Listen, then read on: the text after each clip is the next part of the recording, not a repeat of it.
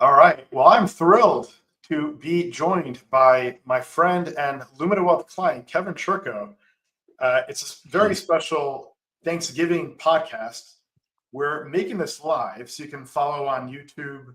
We'll have it on Spotify tomorrow and wherever you listen to podcasts. So we're going to draw back the curtain on the music business, right? Music business is two words. Second word is business. People don't talk about that.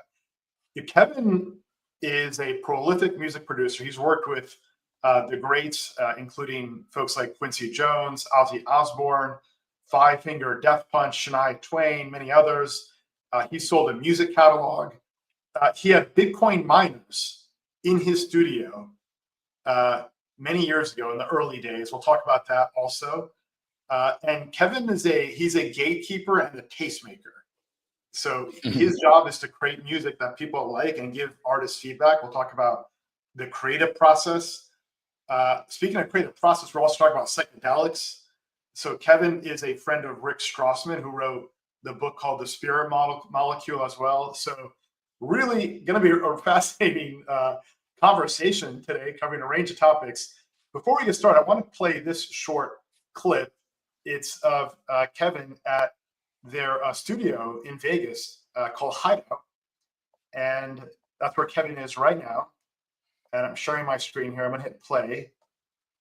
It's a little more my claim to fame, although it does go around the corner and into the next hallway too. We literally just had Gene Simmons in here yesterday. It was unexpected joy. I turned around in my studio and he was there. He came for a tour. Shania Twain? Yeah, that was Britney Spears? Wow, I didn't realize it's such an eclectic. Well, I mean, those were not as producer. Those were engineering credits when I worked for another producer. Wow, this record did pretty well. Yeah, I mean, I only did one track on that, and that was my first job with Mutt. That's kind of how it all started. And then as I started to produce, I mean, I was always kind of more of a rock guy because this is my youth. As I started producing and not just working for other people, then I was able to do what I wanted to do. So this Studio B, this is mostly where I work and my clients work. This is the second biggest room. If I'm just editing or something like that, or even guitar playing.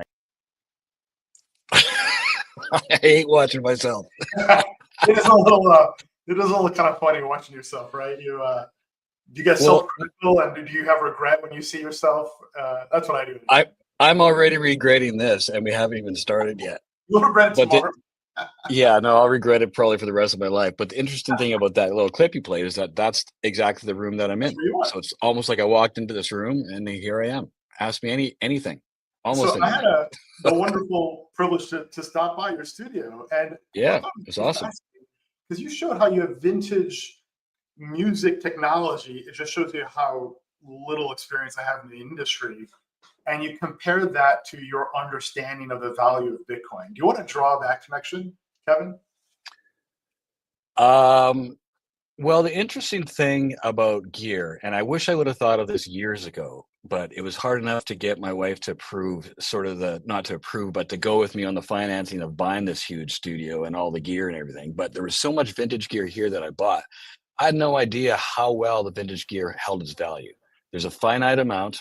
There's never going to be any more. You can't make a tube from the 60s or the 50s. You can't, there's tubes, they're replacement tubes, but not the same ones.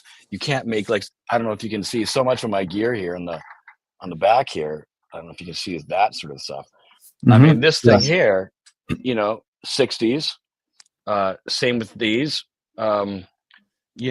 that sort of thing. The mics that I have, the valuable ones are the old ones. And I think about depreciation, especially with inflation. What a great protection against inflation too, which I wasn't even trying to make the point that Bitcoin is all those things, but it is. It's a finite amount, going to be a finite amount, 21 million. Hopefully, it appears that it's a hedge against inflation. It should only go up. I mean, obviously the big crashes too, which I've weathered. I mean, even the Mount Gox days, I was one of those guys that got it all tied up on Mount Gox and, got, I don't know, 13.5 or 14% back. But, overall, anybody that bought it is making money, or at least let's say I don't like to think of it as investment as much as savings. It's a savings. It'll only grow. If it was up to me, I'd have all my cash in Bitcoin, but the wife had something to say about that too. So back when this last dip when we went down to 20, I said we should just put it all in there. And of course, but I'm more the gas and she's more the brakes. Like, well, no, let's diversify, and that's how I found you.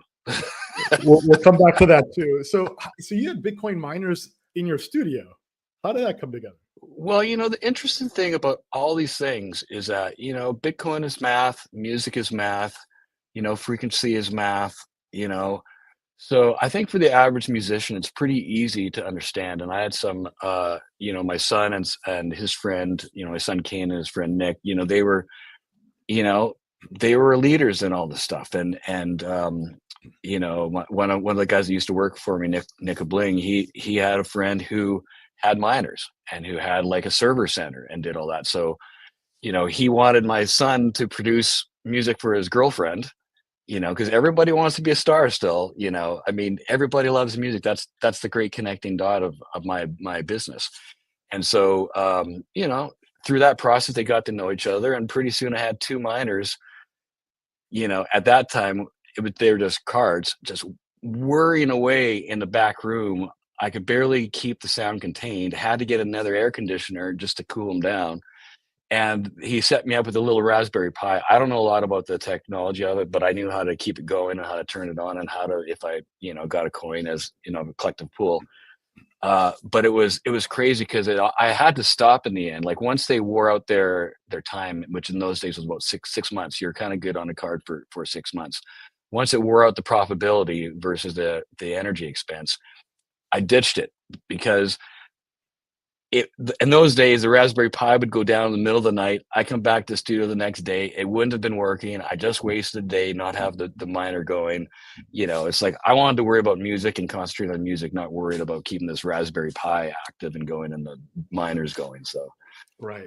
But it was a great experience, a great real life experience to see how it was done and how it was made and what that process was. And, obviously, I was lucky I was involved then. I didn't have the money then that I had now, or I'd be filthy now. I'm not, but you have the money you have. And I'm, the first Bitcoin I bought was like $1,000 during that time period. And then it crashed about 150.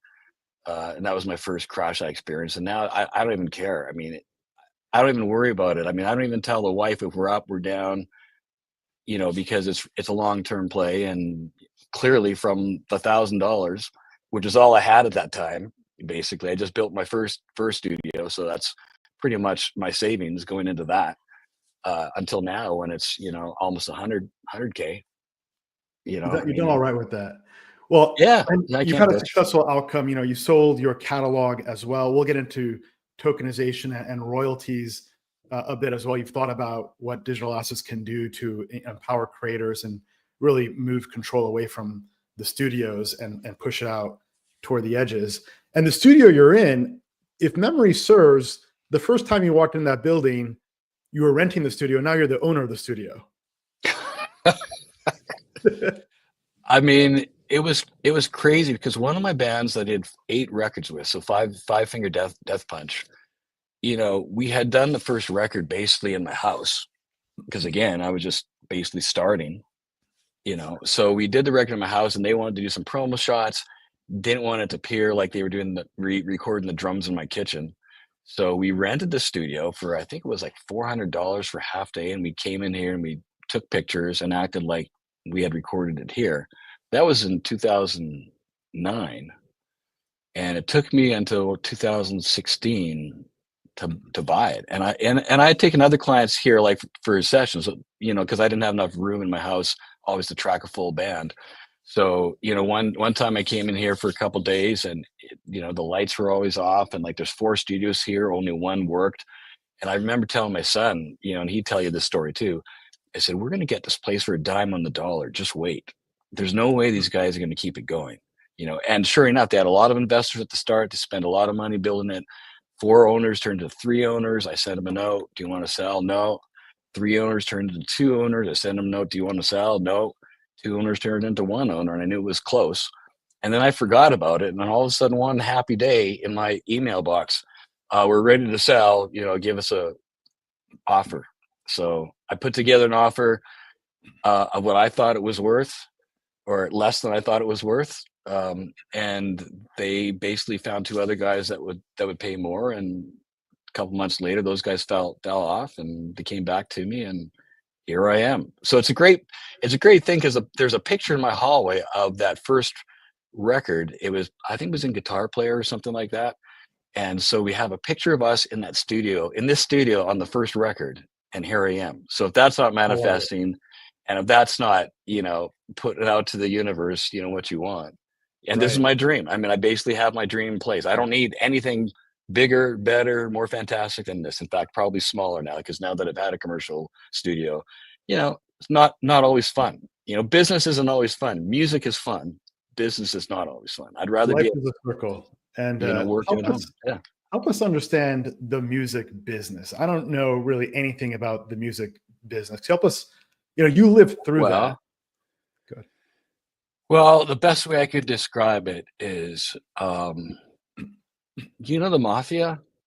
Well, that's what the music business is. So it's criminal. It's all criminal. I mean, I'm not going to complain, because I've done exceptionally well, especially for the genre I was in and my beginnings. Which was metal. Small town Canada. Yeah, I mean, I turned into the guy that makes really aggressive bands a little more commercial and easier to listen to, right? So a little bit, I wouldn't say a pop sensibility, but let's just say a listening sensibility for the average person. So anybody can listen to a heavy band and like them. And some bands hate me for that, because they want to keep it metal and keep it bad and keep it heavy.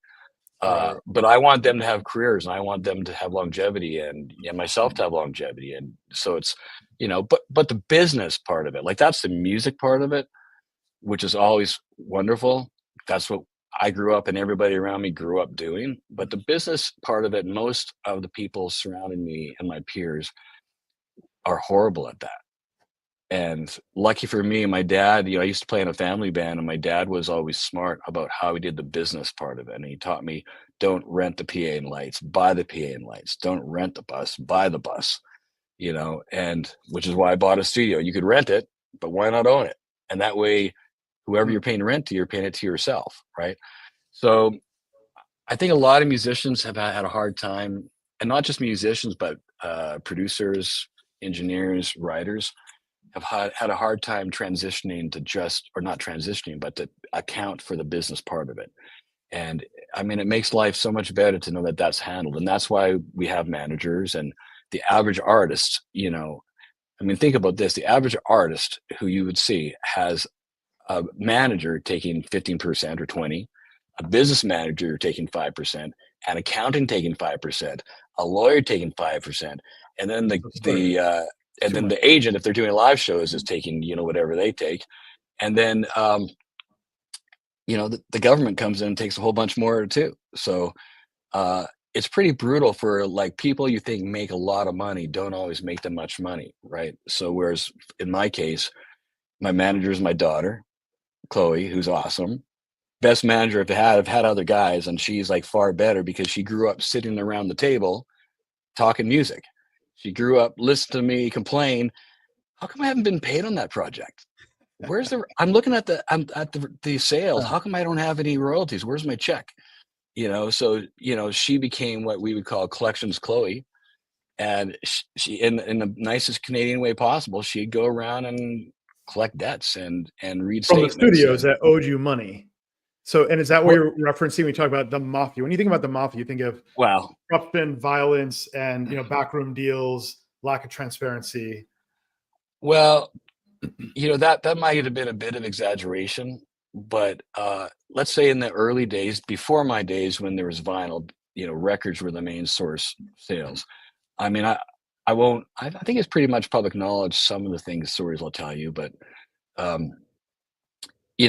artist managers would go around and sell physical copies, especially if it's a popular record, to stores, and they would never write it down that they did that, and so they would be pocketing that money. The artists wouldn't see it. The artists are, not in every case, but many times drunk or stoned and not keeping an eye on the ball and trusting the people. The other thing is, you're trusting these people to handle your business in the best way they can. But many of the times, they have other bands they manage, they have other, situations, other business interests, and you're leverage for them in a different way. If you manage Metallica, you manage a smaller band, so you can give them the opening slot, or you can give them, you can play one off the other one. And that's just business. That's the same as any business does. That's not criminal. But what is criminal is when streaming came into being. And, in the old days, you'd have what they would call a breakage fee. So when they would send out CDs or records, a certain amount would come back broken. So when they would calculate how many records or units, as they would call it, sold, they would take off, I forget the percentage, maybe 5-10%. They would just take off the top a royalty statement for the breakage that's going to be coming back. And they wouldn't keep it forever, but they'd hold it for a period of time. Well, they continued that into streaming and downloading. How are we getting breakage on downloading and streaming? And it's like that. The business will push those things, as any business does, until they get pushback from artists. And, they would still give the artist the same percentage for a stream or for a download, even though there's no physical product to be made. And I think it was Eminem who first, you have to be big enough to have the money to push back and say, why am I not getting a higher royalty rate on streaming? There's no product, there's no manufacturing, there's no shipping, there's no, there's nothing else, right? More efficient digital distribution. Yeah. And then there's, other things like, say Sirius. I mean, I want to get caught in the weeds here with this, but I mean, it is part of the business, which your viewers may be interested in. There's things like Sirius Radio, satellite radio pays a much higher royalty rate because it's national or international. So they have to pay a predetermined high royalty rate to artists. And generally the artist share flows straight through to the artist. Well, some labels went to Sirius and say, instead of paying it, and there's a third party fund that collects all the money and then distributes the record company portion, distributes the artist portion and the players portion. Well, some label heads came in and went to Sirius and say, hey, pay us direct. You have to pay us less because we don't have to pay the third party. We'll make more. You'll pay less. Everybody wins, right? So great. But what they did is, because of the grayness of some record contracts, they could then keep that money and not forward it on or apply it against the debt of that artist. Worse yet, in my case, if they then had to pay the band, if they did pay the band that royalty, they didn't also remind the band, oh, by the way, you have to pay your producer out of this too. And so then I'm looking at my statements going, why everything's dropped off, and trying to figure out, it's like playing whack-a-mole. Who took the money now? Oh, and it's not even their fault. It's never the band's fault. They're playing music. And it's more incompetence of the business structure than anything else. So they get the money, they forget to pay me, because generally the label takes my portion off and pays me off the top. But they didn't do it this time. Doesn't tell the artist. So then I have to go back to the artist later, probably in some cases their worst times, when they don't have a lot of money. They spent the money, they spent my money, and then it looks like I'm the bad guy because I'm just trying to get what was part of my contract later. So things like that, you learn to find out quickly that, they're not even bad people. I think in many cases they're incompetent, or they just don't care, or it's such a big business. In the situation of some of us, the bigger you are, the more attention you get. If you're stuck in the middle there somewhere, they're not looking at the right contractual numbers. So right, if you're not double checking everything that comes in, you've probably lost money at that point. The smallest artists get hurt the most, right? And they probably got to call in three times before they get an answer. For sure.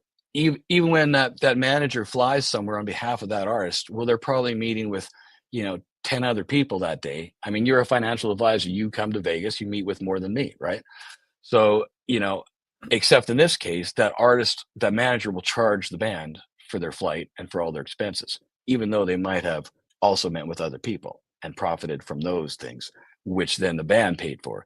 So it's tough for those guys, and they go on tour and they grow so much money, and but yet they're left with such little. I'm not talking about the Taylor Swifts of the world or the Beyoncés of the world, right? I'm talking about us, most of us guys in the trenches. How do you think about the opportunity for tokenization, right? Now, David Bowie, of course, as you know, he pioneered what are called the Bowie bonds. He securitized the royalty streams from song plays of his creative work. And those bonds are available to institutional investors. You and I cannot go buy that on Fidelity or Schwab. What do you see as like the opportunity for tokenization, especially since you sold a catalog, you sold your version of the Bowie bonds? Well, I can tell you it took me a long time to sell my catalog because once I opened up the hood a little more, everywhere I looked, people owed me money. So that was incredibly frustrating. I learned a lot. My daughter learned a lot. Now we know where to look. Now we know what to be on the lookout for. But if I was so frustrated, of course, the artist or the producer's always thinking there's got to be a better way, and there is a better way.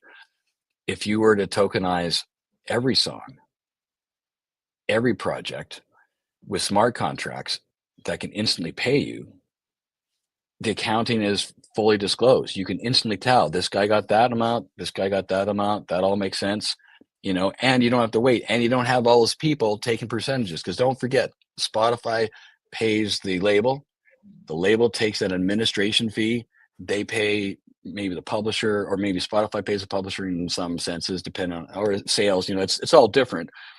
But so many people take their little portion out before it gets down to you, when it doesn't have to be that. Spotify or whoever could pay the contract and instantly gets blasted out to everybody. So if that can be a possibility, then why not also have a situation where you can sell that?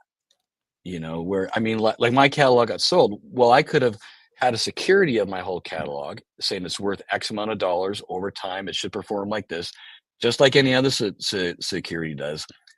This is what the past is. This is what the history should be, barring any unusual, black swan event. Or maybe it could be even better. The singer dies, something happens, it's in a movie, it becomes more valuable, it goes up, right? So you can make bets on the catalogs or the people that you like and buy a portion of that. And again, if the fat is trimmed and there's not so much accounting and administration to take care of, everybody should win in that. Not only that, you could sell the stuff ahead of time to finance records. You could sell this next record.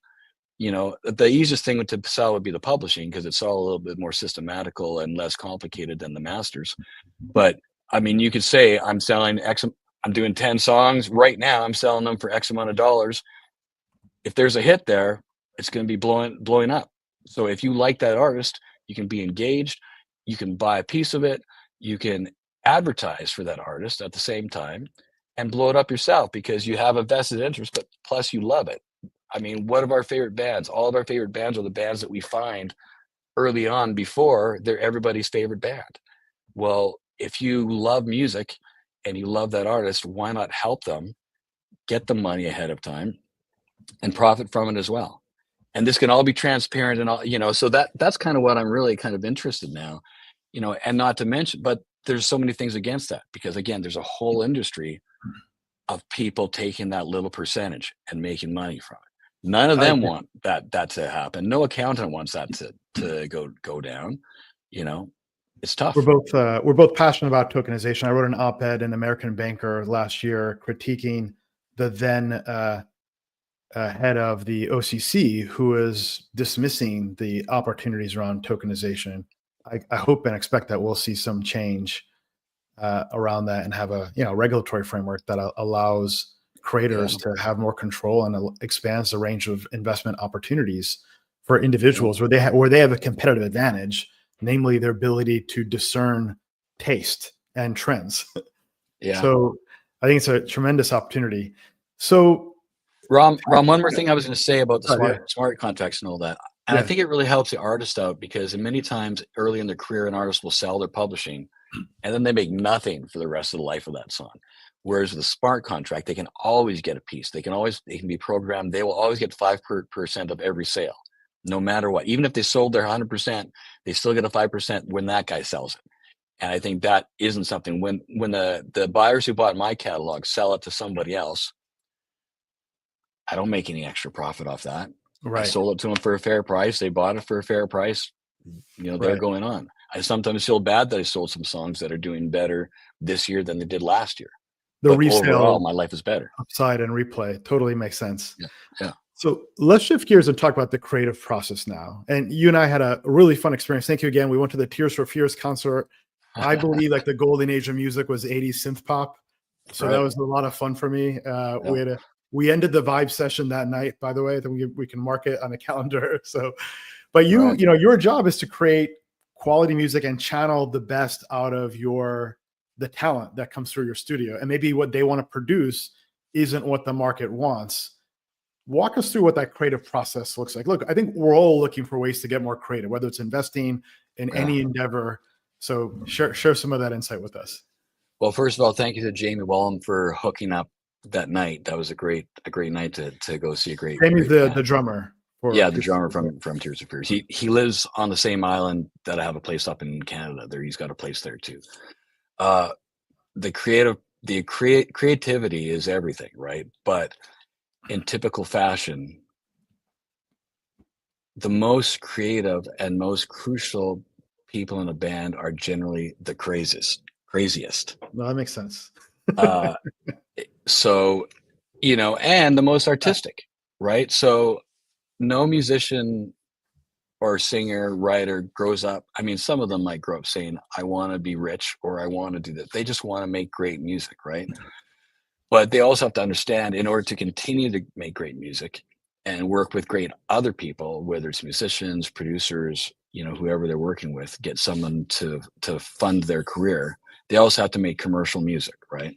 So it's always been a challenge to get most artists who just want to do that 8-minute, epic song that pays you barely more than a 2.5-minute song will streaming, right? So there's already, the business already changed the way music is made now, because now if you have an hour to listen to music, someone's going to listen to your music for an hour.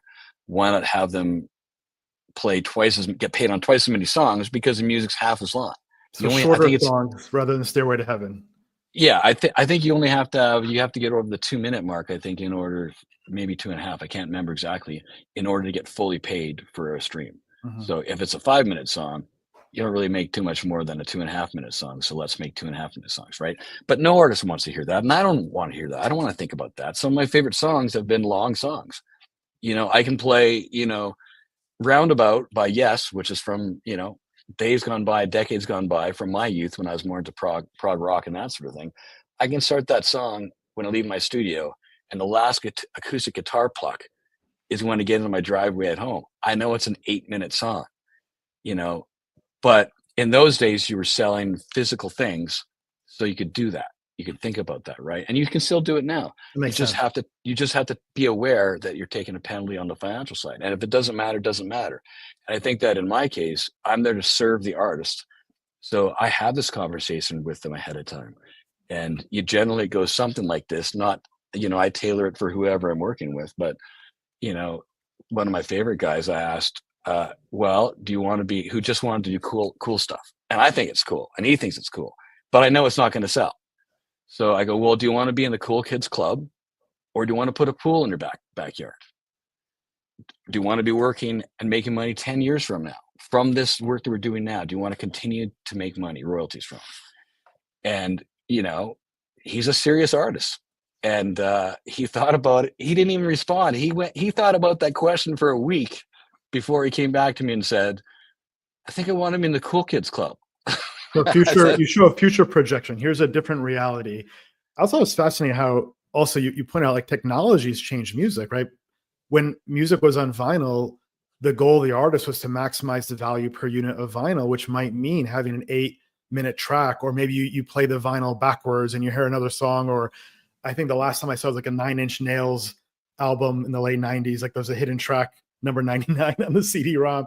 But now it's how do you maximize per time, and it's for the audience and the studio, and so that changes the math on technology. Well, I mean, unfortunately, I would have to say, I don't want to be negative, but in general, the technology in most cases, not in most cases, in some cases, has created less valuable and less good art. For instance, you could have a record in those days that had, you could have a Dire Straits record that had, 5 songs on it, and one of them's 10 minutes long, and you listen to it, but you would still sell the record for the same price as if you had 10 songs, right? But later on, when songs had a record that sells 10 songs, those writers are getting paid on 10 songs, and it's a static fee. It's like 9.1 cents per unit sold for a song in those days, say. Whereas now, so the fan would have to buy the whole thing, and they might only listen to Hotel California and not listen to the deeper tracks. Interesting. Huh. So, but they paid for all the tracks, and the artist got paid for all the tracks. Okay. Whereas now, you're kind of only getting paid on the tracks they repetitively play and add to a playlist. Radio picks up, now the goal is really to have the songs of somebody's life, so that 20 years from now, they love that song when they were 18, and they're going to play it for the rest of their life. That record, songs, anthem, nostalgia, yeah. Even if it's a Rolling Stones album, not many people are playing every song on those records. Right. But when it came to people doing, let's call it, less great things, you could have one huge hit on a record and times basically the value by 10, because they're still buying the 9 other songs that weren't as good, but they're still paying for. Now they're not paying for those 9 songs. So now what happens is labels and many artists too, you're just focusing on the 1 or 2 songs. And there's some great artists who will only put out a few songs each year, because that's kind of all that matters to them, is to focus on those songs that people are going to play a billion times. Why do the other songs that people don't play? Why not keep trying to make one song that's great? Wouldn't that increase quality, because there's less need to kind of fill out the album? It does, but let's just say the algorithm of streaming services will push certain music based on other certain music. It's no different than the algorithm of YouTube. If you're looking up one topic and you get the other topics that other people like, right? Okay. So if you're in old days, you could have and still now today, it still works in a certain sense, but you could have a record out and the last song on the record might have been the best one. You still find it, because it's there. But now, if you're only streaming one song, you don't find the deeper tracks unless they start taking on a life of their own. And just because I've studied, my own catalog and my own sales, I love the songs that weren't hits, that year by year start getting more and more play. I mean, those to me is a true sign of successful art, is when over time it becomes more valuable. And that doesn't always happen with hits. So a label puts all the money into a few songs. They might not be even the right songs. Maybe, and not only that, is why does everybody have to listen to the same thing? Very rarely are my favorite songs on the collection of an artist the big hits. I like them. That's what attracted me to it. But I like the deeper songs. I like the, so if you're not buying that record, or you're not, streaming the whole record, you're not finding, and let's call it the more artful tracks. I mean, nobody's finding, for Pink Floyd, they know like 3 songs these days, and that's all they know. Whereas most people who listen to Pink Floyd know every song on that record, because they just play the record, the entirety. Right. They put it on, they play one side, they play the other side. That's how they grew up in that experience with that technology, that form factor. Yeah. Whereas now, I think it's like, I think you can think of it a little bit like a tweet. You make, not anymore, but it used to be 144 character tweet. You got to pack it all into that one tweet. Right. You're not getting a paper. You're not getting, detail. You're not getting dimension. And I think that many songs are like that too. They got to pack all the hits and all the hooks and everything into one little package, so that you buy that, because there's another guy there that's going to give you that package that'll be more, press even more of your buttons, instead of being able to find deeper meaning and deeper value out of music and deeper dimension that affects you differently. I don't know if that makes sense. That does. Let's go back to the creative process. You talked about like how the crazies are often the most creative. So I say that with love, and they know who they are. Sure. I love them. Sure. I love all crazies. Look, crazy is non-consensus, and it's linked. These are all linked. When I was in your studio, I saw crystals that were there, and clearly it's connected to the creative process. Like, what are these musicians doing? Of course, musicians related to the word muse, and the Greeks, were taking psychedelics. I'm convinced. There's a lot of interesting topics we're going to get into here, like the first sentence of the Iliad, which is a story of the battle for Troy, is an appeal to a muse to tell the story of the rage of Achilles, right? And a muse is, I don't know, channeling some kind of spirit that talks to you, which I don't know. How does that connect to the creative experience of an artist? I'll leave that open ended. You can take it any way you want. I think every artist gets inspiration in different ways. And so if you're talking about my function or my job or the studio's function is really just to provide them almost anything they want in a creative manner to stimulate them. And you don't know where the inspiration's coming from. And, people have different ways. There's crystals here because my son Kane's wife, Sean, has a crystal shop and they're into crystals. They find value in the energy from that. And I think some artists come in here and also get inspired by it too, right? So in other rooms, there's other things. There's always incense. There's always, look, in many ways, this is a weird thing to say, but sometimes the creation of music is defined by the drug that you take. And think about this. If the Beatles didn't get into LSD, we would still be on She Loves You, yeah, yeah, yeah. But first was pot, then it was LSD, and how brilliant did it all become? And I'm not endorsing any drug taking or telling anybody to do anything like that at all.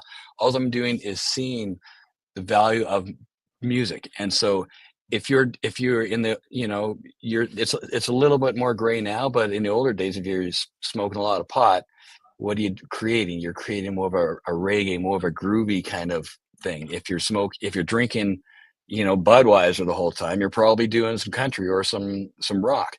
If you're doing psychedelics, you're usually doing, more dancey kind of electronic, not always electronic, but just a more, a different kind of tribal, let's call it, kind of music, right? So all those things are muses in a certain sense. And some people, a Christian rocker will have a different muse. The absence of that, the addition of their faith means that they have a different kind of inspiration. They have different goals, right? So I think all those things are contributory to what the music is. And I don't judge people. If it's one thing I've learned, when I find out how some of the music I love was created, or friends I've had, everybody's got their own path. Everybody's got their own way of doing things. Everybody's got their own journey, and I'm there to help them, not to criticize them. The only thing that's off the table is violence and demeaning people. Other than that, let your freak flag fly, and let's make and a lot of times some people can't be creative unless they're in that zone. Even one glass of wine for one of my artists will get her to be in a more relaxed, creative. The mind stops working so fast. She's not cycling, thoughts in her head. She's in the moment. She's, drawing from that source. So I'm not telling anybody to use drugs. This is just intellectual curiosity. Like I like my mental faculties, how they work. Only thing I really take here is an espresso from my Nespresso machine here. But I think it's just fascinating to unpack and understand. And so what you said is this, I think, pretty powerful statement. And it was that drugs define the music. What was the sentence you said again? I don't even know. You'll have to rewind that one. Probably that drugs, the drug you take directs the music you make. Interesting. So that can even rhyme. The drugs you take defines the music you make. Wow, that's cool. I like it. I like it. We have to trademark that. So I pulled up on Perplexity here the albums from the Beatles to see if I can spot where the LSD entered the picture here. And I'm going to have to guess it was like around the Yellow Submarine and or right? like Walrus. Those songs are not happening. Flying, probably Flying, Magical Mystery Tour. I am, yeah. This last one, definitely LSD album. What a wonderful catalog and kind of history of, and that happened in such a short period of years. Look at, year after year, whereas now bands will take a year and a half, 2 years, because there's what's called a recording cycle, touring, all that kind of stuff. Nobody was made the amount of great music that they made in that short of a time. Fascinating. So Look at that, 2 records out in the same year in '67, and Right. monsters. Yeah. Right. Right. Did you find like a connection or phenomena between the kind of drug use of the era and the musical output? You know, if you think about like it's like heroin and cocaine Yeah. and cannabis. Do those link to different kinds of music? Well, yeah, absolutely. I mean, that's exactly what I'm saying. I mean, where would jazz be without heroin? I mean, Like I Miles would, Davis and Charlie yeah, Parker were they taking heroin? I don't know. Were they yeah. on I it? mean, you find a legend, you find a Chet Baker. I mean, you find any, not all, nothing is written in stone. There's always Sure. anomalies and always exceptions, but you find, that was a culture at the time, and it's awesome until someone loses an eye, right? It's Uh-huh. There's a zone where it works, and then very quickly after that zone, if it's not kept in check, it doesn't work anymore, and then you're just deteriorating, and then you're just, your life is going to shit. So, I'm not saying that people should do that. All I'm saying is witnessing that you find one of those legends, you generally find a drug history, and hopefully they get a handle on it in the end, and they still have tapped into that. They still, you know, they still able to find that muse of that music, because their mind has been open to it, and they'll always have those moments and be able to build off of that. But I think at the start, many people, and again, I don't think you need any of this. I Right. just think it's what's happened. It's a phenomenon you observe too. And look, there's got to be a lot of pressure to be creative. And what's your next? You're only as good as your last song. And Yeah, look, you have Elvis Presley who died from alcohol abuse, and so there's a dark side to creativity. There's a yeah, sacrifice on one's health when people are using substances. But I think it's just fascinating. There's a connection also between the drug and the period of music, and like jazz and heroin. I would never have connected those two things. But what are the other connections? Like, is like cannabis and like rap or hip hop linked at all? Like that one I can spot. I would get that one right in the multiple choice question. I look, think. I'm so grateful that pot is legal in Vegas now, because the reality is as far as the hip hop world goes and the rap world, no work is getting done if they're not able to smoke. Wow. No work. So And they show up and be creative in your studio as opposed to coming to the studio with some body of work. no, Or it it's always both. varies. And Okay. just to be clear, I'm not always on those sessions. So like, I have a studio Right. that's rentable, which doesn't mean I'm pressing the buttons. I got eight engineers that have different specialties and different things that Sure. they do well. And sometimes the artists will bring their own engineer too, Yeah. or their own producer, Yeah. their team. Um, so pot though in a studio for that genre was so crucial that when I first bought the place, I don't know when the fire inspector is going to be showing up. I don't Mhm. know, when the police have been by just for random things, right? So I had a no smoking no smoking pot. I mean, no smoking cigarettes in the studio for sure, because You it had like harms a the gear. 5-0 signal. It So would the be front desk like, with the button. it's gone from no smoking pot rules to you can only smoke in the studio, because Okay. other people might not want to smell that. And the air Sure. conditioner, like Sure. there's 13 air conditioners in this place. So it's like it can circulate itself within the room and not bother anybody else. And we have a great Christian rock act that comes and records, and they don't want to be smelling the smoke of Lil Wayne in the other room, right? Sure. But so I went from that, then all of a sudden they don't want to book it. I mean, I've got the biggest and best place in town, and they were going to a different place because that guy, actually that gal who managed that place, knows the deal, and that knows, Snoop Dogg is not going to come record in your studio unless he can be smoking in your studio. And he Right. has that in the contract too, ahead of Wow. time. You So negotiated around. Oh, that's so he doesn't want to have to come and fight with the owner if he can fire up.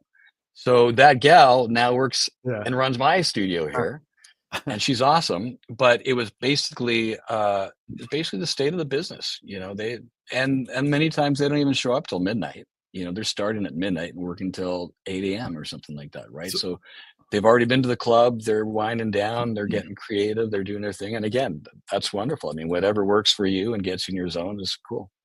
So what were the other kind of periods of music? So you mentioned like jazz and heroin, cannabis, hip hop, and really just kind of creativity in kind of the modern era. But like, what Well, about Canada's too, and yeah, reggae. Nobody is listening reggae? Of course. Right.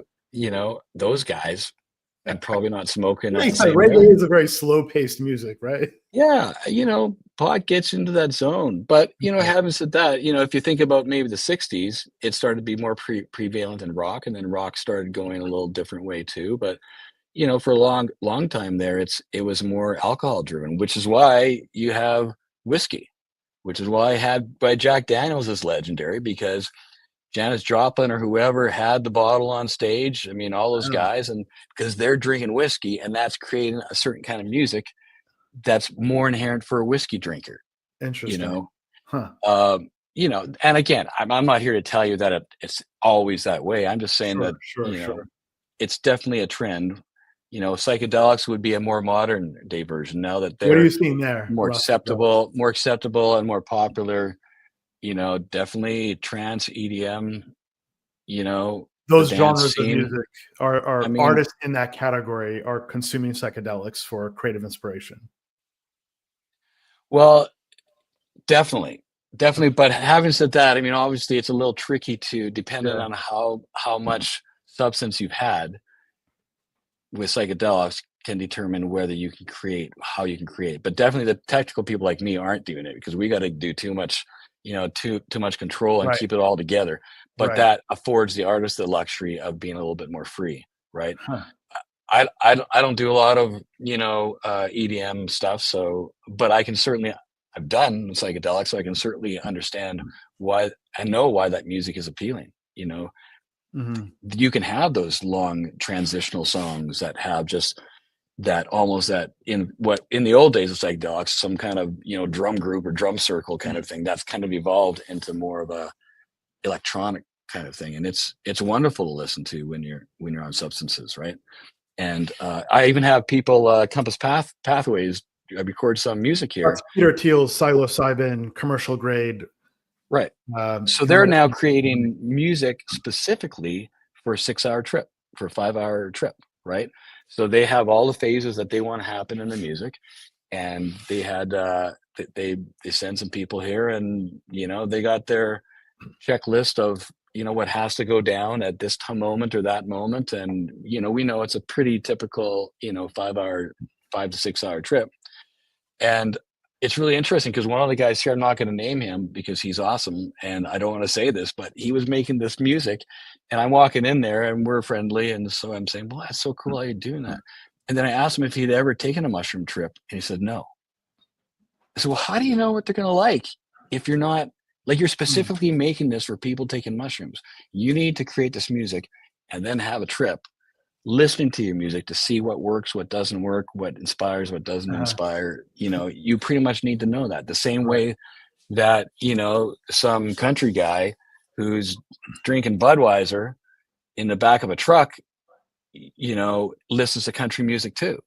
The guys that make that music need to be hanging with those guys, need to be, I mean, they probably already are, which is why they're making that music. I mean, that's the thing. Those kind of substances will attract you to a certain kind of music. And I've seen it with Huh. my own artists that maybe don't start off smoking pot, because a lot of them I've traveled their journey for like a decade. So I've seen the various phases, and they're definitely coming to me with different ideas when they start smoking more pot or when they get sober. I mean, most of my guys now they're at the age of their lives where they're getting sober, and it's wonderful to see the sobriety kicking in now, because now they're still on fire. They're still on fire with different ideas. In fact, they're almost get more stuff done, of course, when you're sober than say when you're drinking. Mhm. But it's a different idea. It's, you're a little, when you're just completely sober, not everybody can release the creativity that doesn't have the watchdog, the self-censorship that say, no, that's not a good Right, idea. I'm not going to say right. that. When you're on the edge, you're just spouting off ideas. It's more of a free form, more of a true inspiration. The ideas are coming in and Yeah, you're getting them yeah. out. You're not saying yes, no, you're just doing it. Right. And really, for any business, that flow, is really what's the sweet spot and what the most important thing, even if I'm just mixing. So I'm not even being creative in a sense. I'm being creative in a mixed way, in an audio way, but I'm just mixing. I need to be by myself. I need to be, it's almost like a meditation. You're almost seeing the music dimensionally, you know, and you just need to be tapped into that zone. And once somebody walks in, it kind of destroys the whole flowing, the whole thing. Right. Mm-hmm. So mm-hmm. It makes sense. Like there's a connection also, I believe, between some investors and drug use. I think Warren Buffett doesn't consume any drugs whatsoever. Never probably has, never will. I'm pretty sure about that. I have a hypothesis that Ray Dalio is probably on psychedelics. okay. It's just an intuition. You know, there's a guy named the Acid Capitalist who was on Odd Lots. Hugh. Right. Hugh I Henry. follow him. Yeah, I follow him. Right. I love following him. There's got to be, I don't know. It's a fascinating question. In fact, Rom, interestingly, when I found you, I was also watching a lot of his videos too. Going, man, you know, obviously you're very different than you. I have like the button down shirt. Yeah. So, but I liked watching you both, like listening to you both, thought these guys are real smart guys. This guy's living on an island, clearly living, you know, a different life than Rom's living. We're both non-consensus. So let's talk about yeah. wealth management. What does wealth management in the music industry look like? And what's your experience been with that? Well, that's a great segue, because when you talked about, you know, the sobriety of money advisors, yeah, well, thank God for that. I mean, I don't want you to be waking up, right, smoking a blunt, exactly. hitting the trade button, you know, all day, listening to Peter we go Tosh. long today. Yeah, no, I mean, I obviously, you know, stock trading or financial advice can be, you know, very inspirational too, but obviously you got to be always aware at all times, and there's so much to think about, you know, that you don't want to be, it's the opposite, right? And I think because of that, when I finally started to have money, you know, I wanted to get a more knowledgeable person in the room with me. I wanted to have an advisor. I wanted to have advice. And I went through a couple and I interviewed a whole bunch. And I can tell you, Rom, that as wonderfully normal that you look, you're not boring, right? We've had conversations. You're so interesting. And maybe these other guys too, but it was so painful for me sometimes, because many of them aren't very exciting. Many of them aren't engaging. But that's okay. I wasn't there to be entertained. I didn't want the entertainer. I wanted somebody who was knowledgeable, safe, brave at the same time, you know. So I went through a few, and obviously, I think I told you the story. I found you during COVID. I'm sitting at my pool. At that time I was watching Real Vision. I can't even remember the interview, to be honest. I can't remember what your topic was. I just remember thinking that guy seems like he's pretty smart. And the fact that you were also knowledgeable about crypto or Bitcoin as well. I mean, that was the hardest thing to find.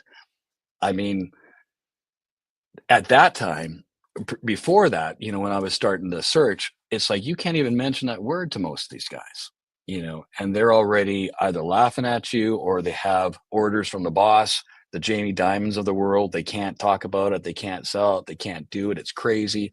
I had the conversation with some of these guys that when it was $1,000, when it was $10,000, when it was $20,000, it's a Ponzi scheme, blah, blah, blah. You can't find, it was really hard to find. But I also didn't want the 18-year-old kid sitting in his mom's basement, you know, doing Ritalin all day, programming shit. And, you know, I mean, I needed an adult that could diversify and that could take into account that world. But I mean, what do you got to do? I mean, most people tell you buy Bitcoin and go to the beach, right? And that's not even bad advice. But if you want to be more strategic, take advantage. I mean, you know, finding the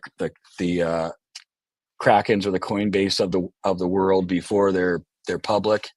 I don't think Kraken's public yet, but you know, you need people like yourself who are having meetings with those guys, who are tapped into that, who can understand it, who don't shy away from it, who can embrace it and go, how valuable is this? This is amazingly valuable, you know. But I was surprised even now. I mean, even now I've had people here, you know, even since I've been with you, those guys are still hitting me up. Those guys are still calling me. And I became friends with some of them in a certain sense. And I don't say never call me again because I'm not using their company. Right. And even now it's hard they can't even admit they're wrong. They can't even admit that, one guy I started talking to when I think it was around 20,000. And even though he puts in his newsletter now, he would never, and I don't think still to this day. I mean, now if MicroStrategy is in the S&P, I mean, people have no choice but to have it in their portfolio without knowing it, right? But never knowingly would he have done that. And maybe that's the right way to go. I think for my, for older people, for people who have, who aren't like, say some of us who look, I live in Vegas, right? I'm no stranger to gambling. I'm no stranger to my career too. I had no money till I had some money, till I had a lot of money. I could have no money tomorrow. I won't because you're involved. But the thing is that you brought all those into play and could look at the whole picture instead of just one thing. I didn't want to have a crypto guy and then a financial guy, a stock guy on edge, and then another guy that's selling me annuities and whatever, and then another guy selling S&P strangles, I wanted some guy that kind of put it all and had the freedom at his company to be able to short markets. We don't know what's coming in the near future. And I want to keep the low long-term capital gains. And so if we're looking at a down market, let's short the indexes. Let's do some different stuff like that, which you're so good at doing, and now I'm learning how to do it because I'm watching it every single day. I wake up for my time, 6:30. What's Rom doing today? Well, I don't know if I agree with that. I tell Kimney, my wife, I said, I know Rom's selling that QXO now. I kind of feel like we should keep in it. I'm going to buy something like private account. We should have kept it. That was the Brad Jacobs deal, right? That was the Brad Jacobs. So I called you over the summer. Of course, many of our clients got into that. So Brad Jacobs, serial entrepreneur, he built Waste Management, United Rentals, XPO Logistics, old public market companies, billionaire multiple times. I wrote a book called How to Make Billions. So I call you over the summer, and you had been with us for a few months at that point. I think you joined us as a client in, I want to say, April timeframe. Yeah. And that's the world I live and breathe. I don't know the music industry, but that world, private equity roll-ups. It was nothing to you. Yeah. Right. And how did you experience that from me? Like, were you familiar with Brad Jacobs? How did you process that? And then we did CoreWeave together also. Go ahead. Well, that was amazing because, I'd only been with you for a few months. I was even though I've been following you and you're, on Twitter and different podcasts for years and years, I had only been, with your company for a short period of time. And all of a sudden you're calling me, asking me to invest new millions of dollars, send it to a company I had no knowledge of, that didn't technically exist, that had no assets other than a big bag of cash, send it to another company that I had no record of. You were new to me, and now you're getting me to asking me for a large portion of my wealth. And I didn't think my wife was going to let me live after that. But, you explained it to me and was so patient with me and gave me the research, and I investigated it on my own. And I just didn't know you long enough to trust you at that point. I mean, I thought I trusted you. Takes time. But here's a guy I basically found on Twitter, let's call it, a guy I found on Twitter who I've never met in person, telling me to wire millions of dollars to another company that I've no knowledge of to invest in a business that doesn't even have any assets yet other than cash. Right. I mean, it's crazy. And they want crazy. I did it. You found a sucker, Brom. You found a sucker in me because I did. How did that work out though? We got in at 9.14 basis. QXO's at $17 now, no lockup. So that was great. That was a great double-digit return. I mean, in a very double digits in, I can't remember how many weeks. I don't know, 4 weeks, in a short time frame. I told you that was like I hadn't seen a setup like that in 10 years. Well, I'll tell you what. Every 10 years you see that happen. Go ahead. Well, I remember you saying that, it's the asymmetrical risk that when these opportunities come around, you just got to pounce. You just got to go all in. No, I didn't say all in. Just to be clear. Well, you didn't say all in, but you were telling me, and I'll let you would have done fine had you gone all in. You would have done just fine, though. You would have done more than fine. you were advising me correctly that you should never put more than 5% of your investable assets in any one thing. But if you want to, in this case, it's okay. I'll understand. That's I basically, cannot advise you to do that, but yeah, that's I can basically how I put understand it. why you might want to do that. But let me tell you this, Rom, too. I still have QXO options in my account Oh wow, to this day. You crushed it. Not a lot. Not a lot. I've been You- selling them ever since you sold. I've been selling slowly, taking some profit on the jumps, because I enjoy it too, Wow. right? So I'm glad that you're there to take care of the majority of my money, but I got my fun money on the side Sure. that I'm Have the putting play into account. MSTU and all those like crazy ass ETFs. Watch out for those. But Yeah, so tell me about it. what's your performance been with Lumina? You can be totally candid and blunt. How are we done versus the S&P 500? How many positions do we have? Am I taking lots of risk in a single name? Like how would you describe what I'm doing to the public? Yeah, you know what? It's pretty I wouldn't say complicated, but it's spread out. And it's the thing I like about it the most is it's always adjustable. In the beginning stages, there's only a few things really. You didn't have, by a few things, I can't remember the amount of stocks, like maybe 20 positions or so. And a lot of them were Nvidias, the Metas and those kinds of things, right? And then as the market changes, there's a few more. You're doing a lot more. But besides, spreading it around even more to limit the risk, we got the venture deals too, the alt deals, the Right, QXOs, CoreWeave we got in the there. core Yeah, weaves, yeah. and not just those, but the Theas and the all that sort of stuff on the side. So I love it because I get a little bit of access to what I knew other people were getting. It just wasn't me. Like, how do you find before it's an IPO? How do you get involved in those deals without being a VC guy and having a Well, those huge are hard bank deals for investment? anyone to get into. I mean, the Yeah. QXO deal was not offered by Goldman, neither was CoreWeave, because they're Yeah. small, they're niche, capacity constrained, they move quickly, and you have to have the access. And even if you Well, have the that's the access, other thing. I mean, that's the other thing that bothered me when you're talking about the QXO thing and even the CoreWeave thing. It wasn't like you're calling me and say, "Hey, investigate this for 2 months because this is going to happen." It's like, I need to know by Friday. You need to press the button on this by Friday because that's when the deadline is. They just told me unfortunately, about and it. that comes from the leads in these deals. That's how it works. Yeah. Yeah. So you have to understand from my point of view, which the first one was really slow. I was probably just sneaking in there at the deadline. But now with CoreWeave, just now in general, you tell me to do something, I'm going to do it. You say, "Hey, I got this great opportunity, blah, blah, blah, blah, blah." I don't even have to look. I say, "Okay, good. I'm good with that. Thanks." How have we done performance wise versus the S&P 500? Uh, I don't really look at the S&P as a benchmark anymore. Sure. Okay.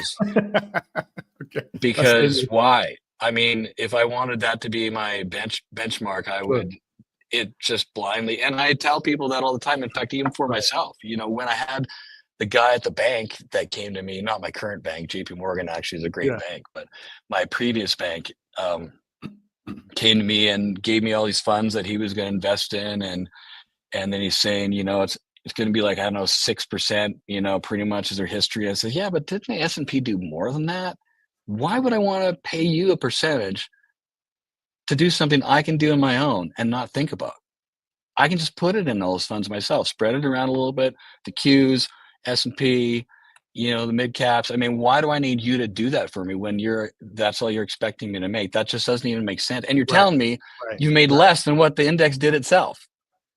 So anyways, just to circle back to your question, it was, I mean, it's honestly, I would think, not to let anything out of the bag, but the one criticism I have is, and I think it's being fixed currently, is that sometimes it's hard for me to put it all together in one basket because say the QXO deal doesn't show up in my Schwab account, or the CoreWeave hasn't realized itself yet, or the other 4 alts that we've done, we get the quarterly reports, but they're building. So it's honestly, sometimes it's hard to tell how much wealth has been built other than I know I'm richer today than I was when I first met you. Right.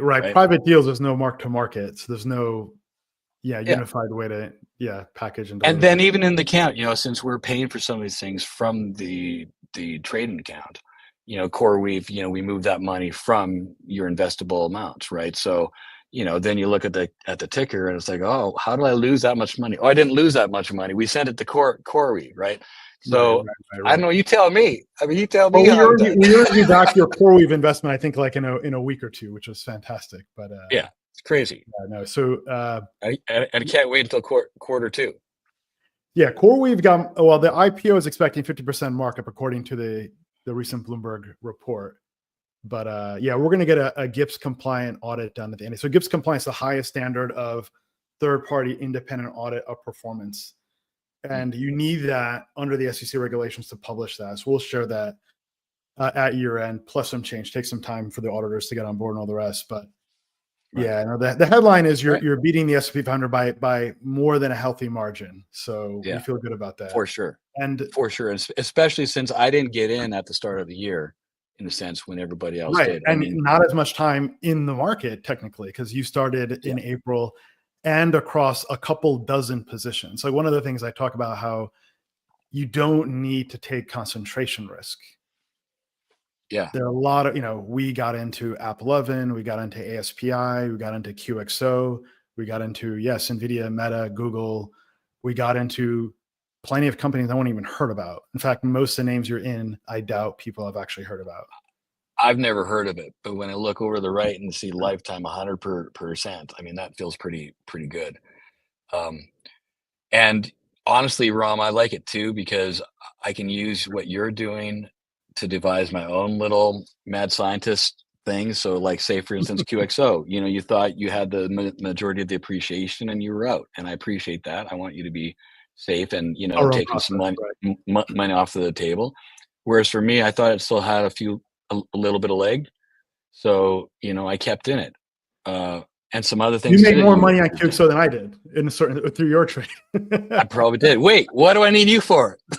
It's like 70% now or something. I don't know. It's up 75 if you're still in it through the initial.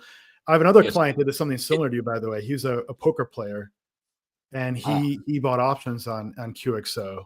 I don't know if he's in that or not, but I mean, we have a few clients that do that. Here's the other advantage. Yeah. I mean, here's the other Lumida advantage. Your Telegram channel has been a wealth of knowledge too. Because honestly, the only reason why I was in QXO options is because one of the guys, Vinay, I don't know. Vinay is another Lumida client. Yes. Very skillful guy. Yeah. Yeah. The day that the options became available, he alerted us all to it. I went to it. I couldn't believe how cheap that they were. And why would anybody buy stock when you could buy the options for just for the intrinsic value? Anyways, so long story short, your Telegram channel alerted me to it, and not just that, other things too. And so, well, that's a pretty good. I don't strategy. I barely even mention the Telegram channel, by the way, because the vibe there and the quality and the caliber of the people there are so good. And I'm not trying to maximize the audience there. I just want a quality conversation. Yeah, I definitely shouldn't be on there. No, you're great. You're great. No, we welcome it. I think there are probably a lot of lurkers there, but every morning from 7 a.m. to 9:30, I'm going through a morning process with my analyst team and dropping a few nuggets here and there and observations that we see. So it's a fun process, and we're building a great community there too. Well, and I got to say, Ron, one more thing. I'm not just on the podcast to bang your drum, but the other amazing thing the amazing thing is I like to hold people accountable, right? I mean, people, we can talk about, I don't know how much time we have, but if we ever talk about the reality of truth, right? Everybody has a different version in their head. So when you say something in that group and say, we're into this or we're into that, at first I'm going, wait a minute, we're not into that. I don't know what he's talking about. And then they go back into my account. Oh yeah, we are into that now, right? So you're not saying one thing and doing another thing. You're saying we've investigated this company, blah blah blah. We're into it, or we're out of it. You've already said that you're out of QXO, in the group, right? So you're not trying to lead people on, and you're not being falsely misleading. Right. It's also illegal to do that for everyone, especially. But yes, but it's good. I mean, I think people do abuse situations where they have a following and they could take advantage of that in a negative way. And yeah, you've got to conduct yourself with integrity. So Yeah. it's important. But I guess maybe because I'm from a world where everybody has 20 number one hits and every producer's knocking it out of the park when you're talking to them. I mean, honestly, that's maybe one thing, not to go back in topic, but that's one thing, the advantage of me being Canadian, I think, or other Canadian producers. A lot of the greatest rock producers are Canadian.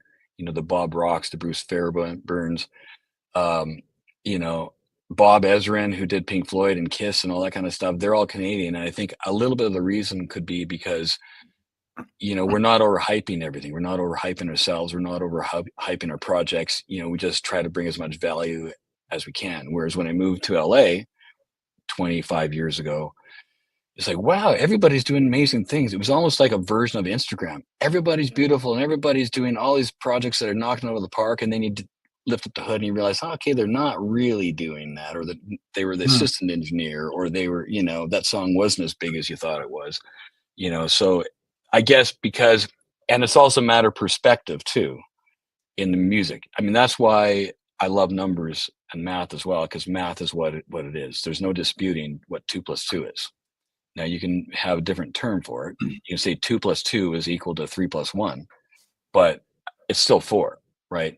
Whereas music is so subjective. You love a band, I hate the band. I love the band, you hate the band. You know, I love. There's accountability when it comes to Yeah. public markets investing. Yes. Yes. You get a scoreboard. Yeah.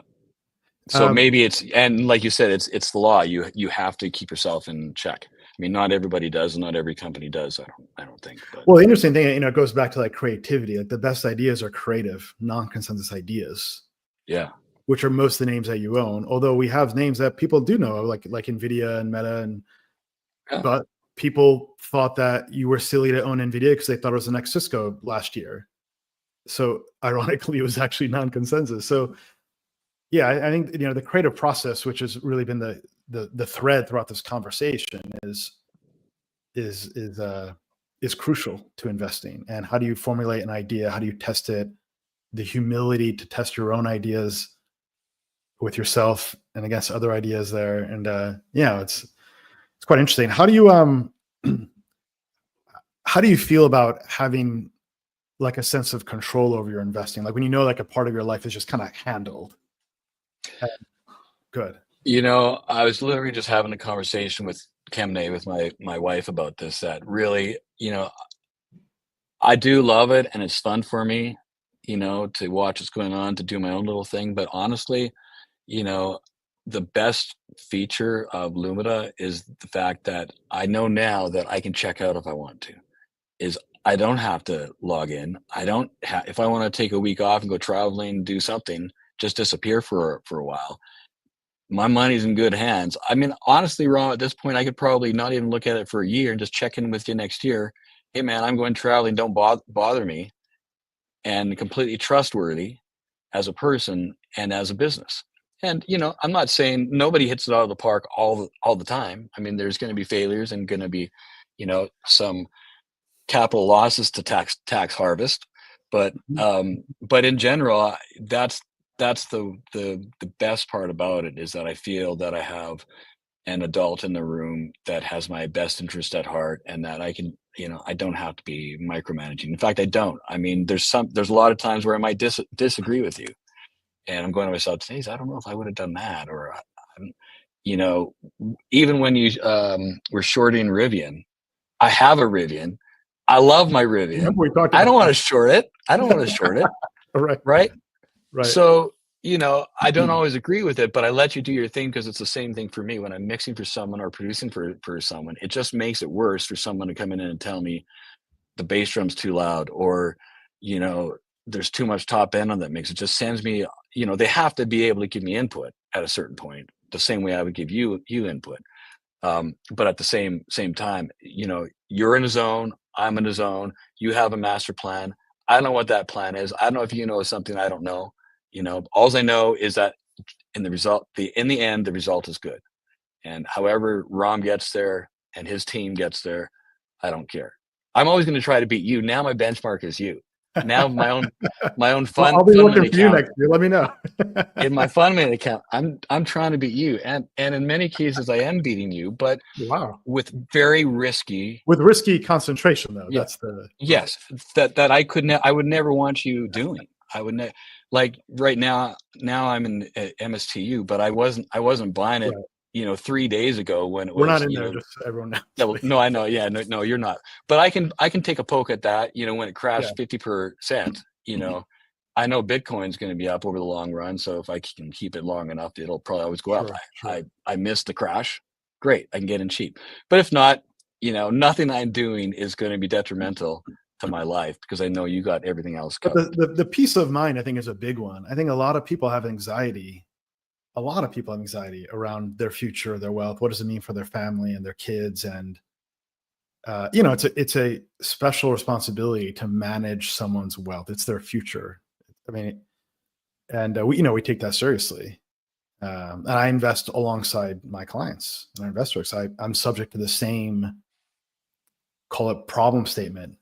But when you can deliver that, your comment to me was you eat your own cooking, right? Is that's what yes, what that's you said, right? Exactly. And honestly, I don't know that for a fact because I'll I'm send you not my an entrepreneur statement. I'll account. send you a text message. But I believe it to be true. Yeah. If I wasn't, I'd regret not having done that too. Right. Well, again, I think diversification for me has always been important. So, yeah. I mean, honestly, Rom, you could lose all that money tomorrow and I'd be fine. I got property, I got businesses, I got this, I got that. I got future royalties coming in. I have another catalog to sell. You're an incredible. Not that I'm telling you to do that, and not that I want to put it out into the universe. Yeah, no, it won't. So let's shift gears and you introduced me to this individual, I think via email, and he actually sent me 2 books today because I'm fascinated by this topic of human creativity. So this individual's Rick Strassman. I think he's a friend of yours. So he wrote this book called DMT, the Spirit Molecule. It's also known as like the God Molecule. And Joe Rogan has had another podcast on this. Yeah. Yeah, sorry, go on. No, sorry, go. I'm interrupting you. Well, No, so the God molecule is actually 5-MeO-DMT. It's actually gotcha. There's a spirit molecule and the God molecule. Well, why don't you and there's introduce the Kevin molecule? Got it. So let's introduce the topic for us. I'll keep it open-ended. Like what is this world of psychedelics? Like who is Rick Strassman and why should we pay attention? Well, basically, Rick's one of the OGs of the psychedelic movement from the early days. I think Terence McKenna might have given him, I think he speaks about it now, so I can probably talk about it. I think Terence McKenna, who is the godfather of mushrooms, let's call it, gave, I think, Rick his first DMT trip, right? So he's been around forever, but his most meaningful contribution was that he was the first guy to open up the research ability on psychedelics again. After all that dry period, after the 60s where they outlawed it and banned it and didn't want any research going on, didn't want anybody to have it and made it so illegal, scheduled it higher so that during the Nixon regime, and there was like a proliferation of LSD research coming out of Harvard and other institutions back when Harvard was cool. And then during the Nixon regime, it all they canceled it. Yeah. It just went away and it was brutal. But Rick was able to structure his study so that he could get approval, and that was basically to my knowledge, the first one that began. I forget what maybe 96, maybe I think is when the study was somewhere around there. That was the first one that said, okay, it's okay to study these drugs now again. Let's do some experiments, right? Not to mention that people could do the experiments. They could read the book and find it, make it, buy it, do it. But I think more importantly than that, is to treat it more sacredly, or maybe sacredly is a wrong word, but more meaningful in the sense that what can it do for people? What can it do for mankind? And even DMT, I think Rick's a consultant for a Canadian company that's giving low dose DMT to stroke victims, right? So somehow to repair their heart and their system. I don't know all the science in it, other than I invested in that company in my fund money account. not doing good. Fun investments don't often do too good, but yeah. But that's also, when I realized, okay, I can't just buy something because I like it, right? Because Right. my interests are very varied. But getting back to Rick, so he opened that door, and now there's all sorts. I mean, obviously we know where the world's gone over the last, 10 years, from MDMA, ketamine, psilocybin, LSD, I mean, and now DMT. DMT is a little trickier, but definitely, I would venture to say probably going to be the most impactful let's thing go of all through. this. Let's frame it up here. So psychedelics are making a renaissance, right? There's ketamine clinics. Ketamine was, I think, it still is it's an illegal substance unless it's used in a medical setting. But there are Right. clinics you can go to get a ketamine treatment for pain or for post-traumatic stress disorder, or if you're a veteran of some type, that's a ketamine use case, right? Then there's MDMA. I think it's also used for post-traumatic stress disorder. That's a common theme for a lot of PTSD, depression, anxiety. There are additional use cases they're discovering, though. For example, smoking cessation, breaking other kinds of addiction, including to perhaps like drugs like heroin, etc.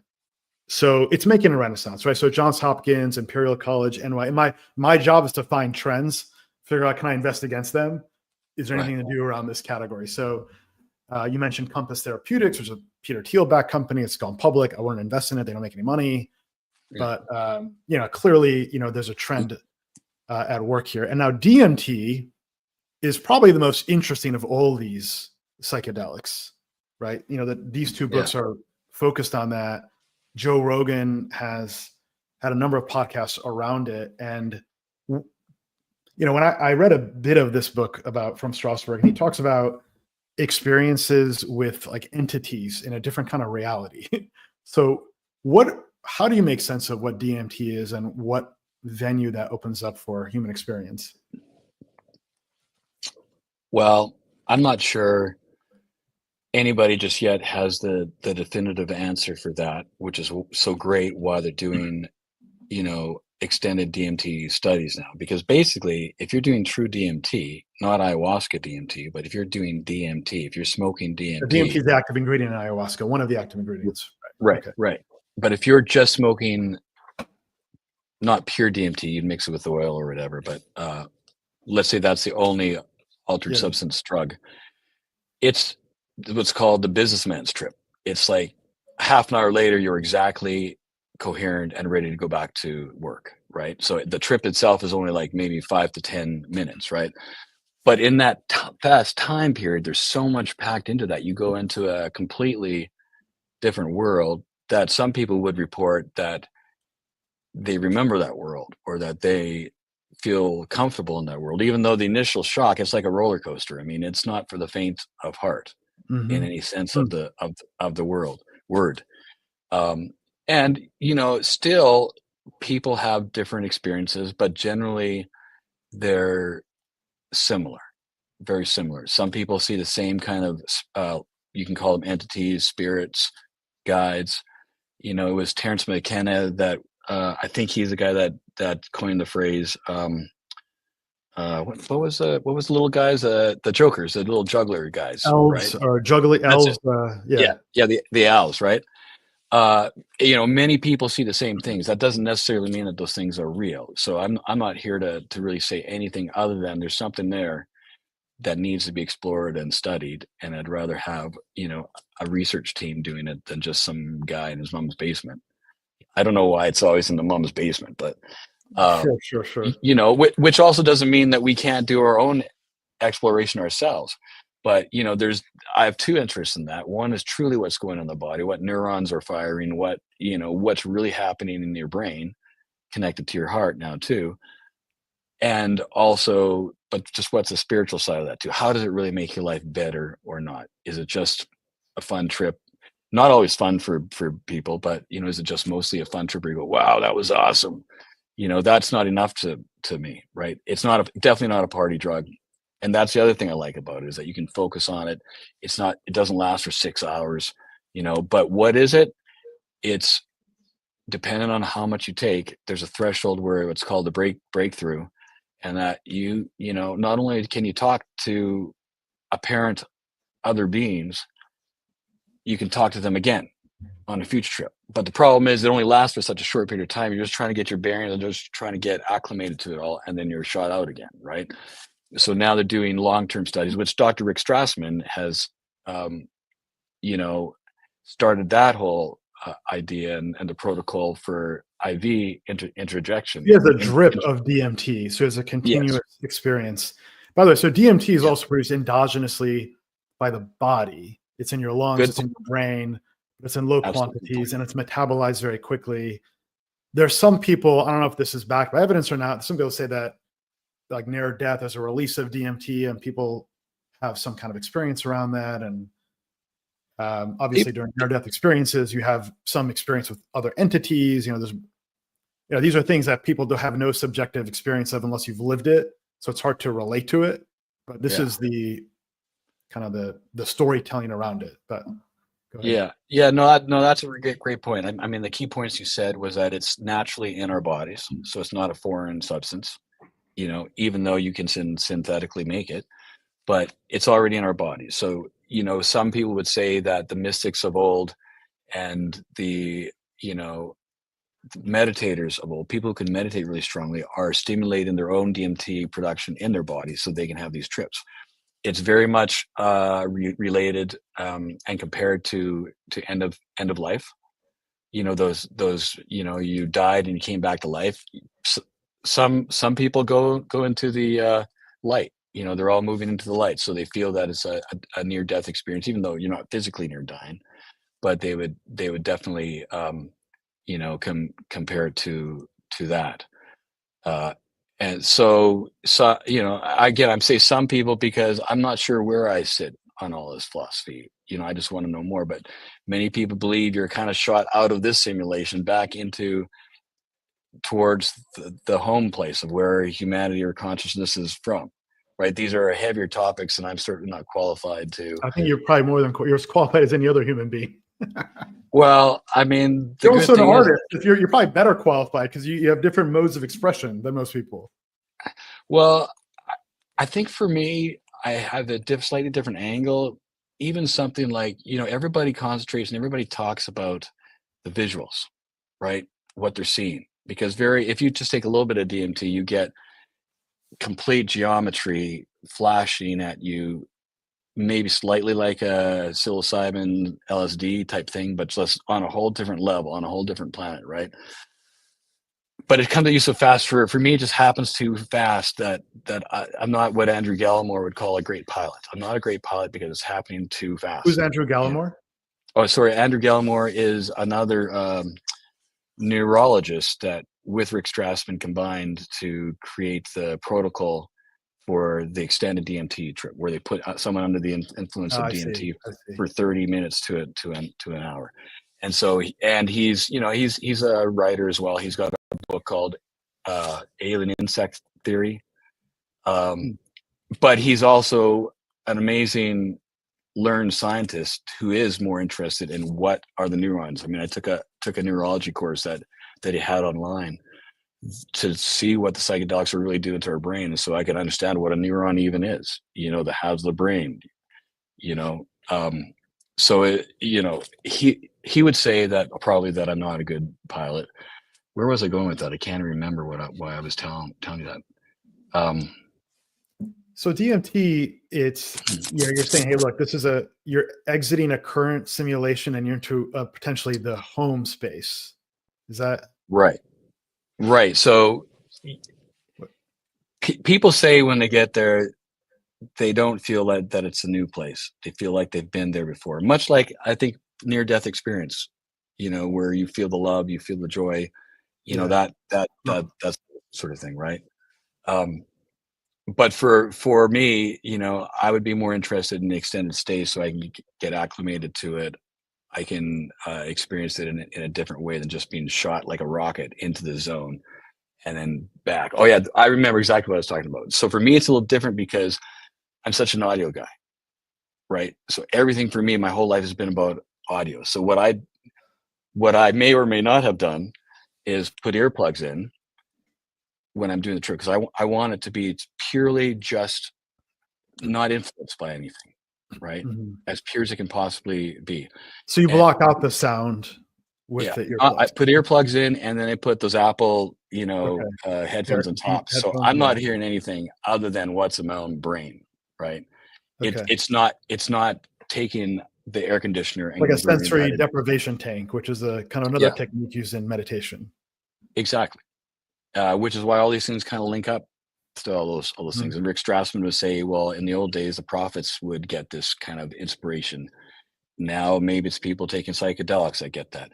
But getting back to the audio side of it, I've never really heard anybody explain, or anybody so fascinated with the audio side of it. And that's, to me, is some of the most incredible things, because it's almost like there's a modem sound that I always hear. Mhm. Zips, zaps. It sounds very digital, not like any synth that I've ever heard. Never really, at least for me, never sounds organic. But I don't even like putting anything out there into the real world, because I want, I think it's important that people don't have a preconceived notion going in. What happens to them, and you're not guiding them. You're not planting a seed inside their brain that says, "Oh, Kevin says I'm going to hear sounds, or I'm going to hear zips and zaps." And for me, I can even tell you there's delays happening. I can tell you that, because I'm an audio guy, how many milliseconds between those delays, how stereo is it? Sometimes they're only on the right side. For me, not as much on the left. But is that my problem? Is that whatever my DNA is? I mean, it's just amazing, because, like I said, what it reminds me of is a modem. The first time you went online and heard the dial-up, Like a you know, connection. yeah. So is Mm. that a type of a download? A lot of people experience something where they feel an entity is working on them.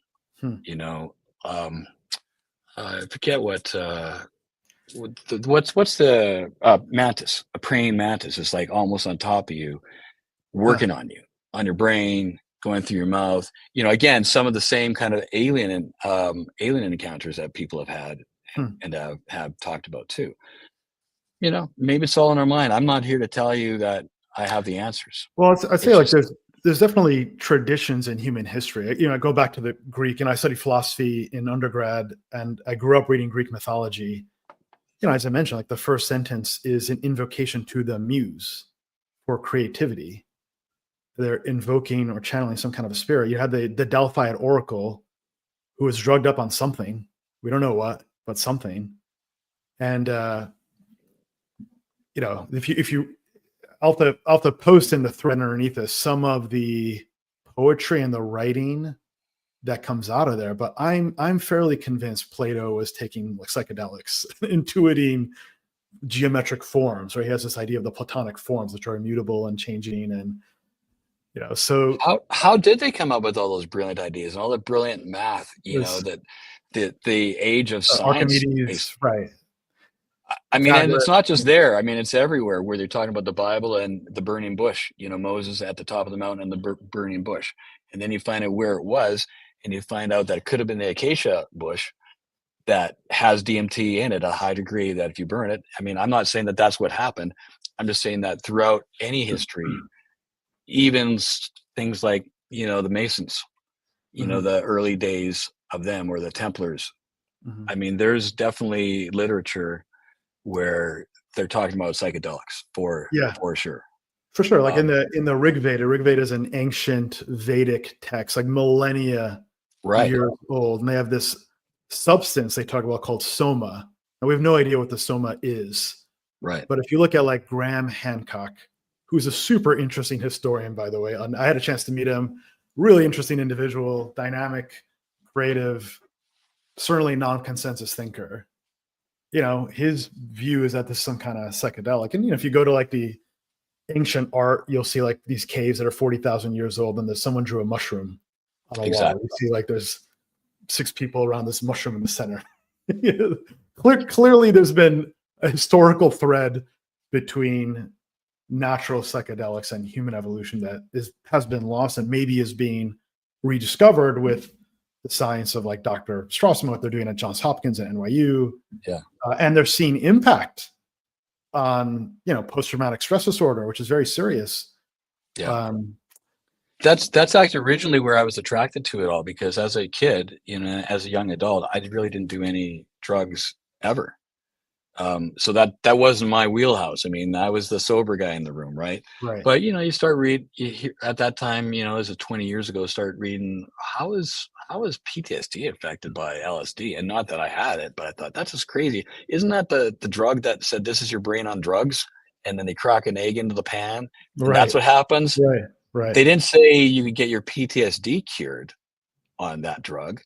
And so then it just said, you have to investigate that at that point, and then read the spirit molecule, and then from there you just go on from there, and then you try things, and then you have enough friends who have done it and didn't die that you say, well, that's what is, the best thing about it is So loud. it's not addictive. I mean, there's no way you can become addicted. Is there any pleasure in the experience? Yes.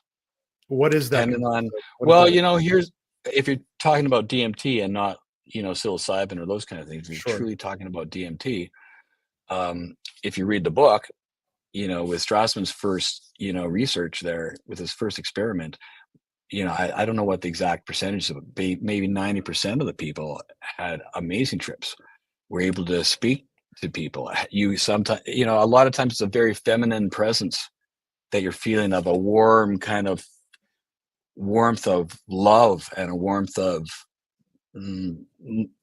safety and So it's not a security. pleasure like in a high, but it's an experience that is creating the experience that you're having interacting with this new kind of reality.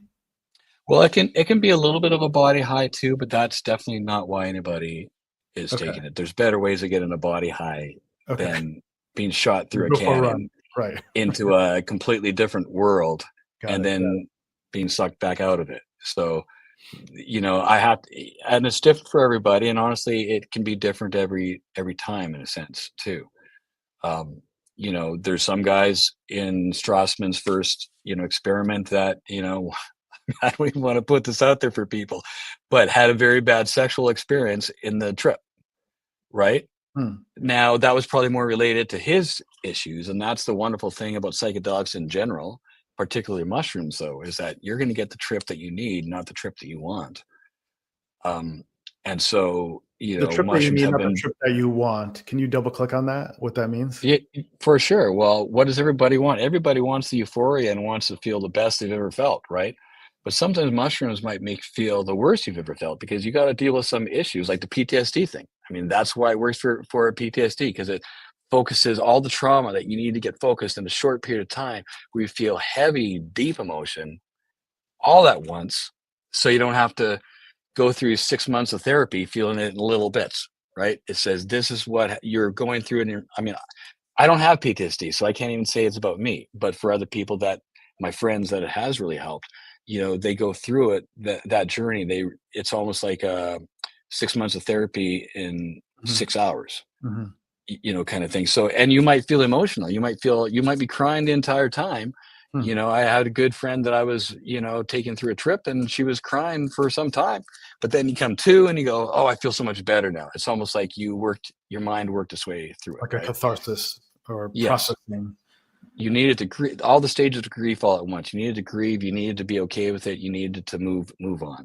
Right. And so that's, I'm not saying it worked exactly like that, but that might be the trip that you need, not the trips that you want. I mean, I've been lucky that for me, like that kind of psychedelic that's going to be hours long, I just like to do it on my own and just go into my own little zone and my own little meditative state, and see what happens. And I don't think I have too much past trauma, and I don't need that kind of help, but other people do. So, but some person might have that negative. I wouldn't even call it negative. It's a positive experience. It made their life better in the end. It was negative in the sense that you felt emotion and you were upset for a short period of time, but then after that you were, I wouldn't say cured, because it's not just a It's like cure all. a treatment, and the experience of the treatment isn't always pleasant, but the aftermath is beneficial, as with medicine.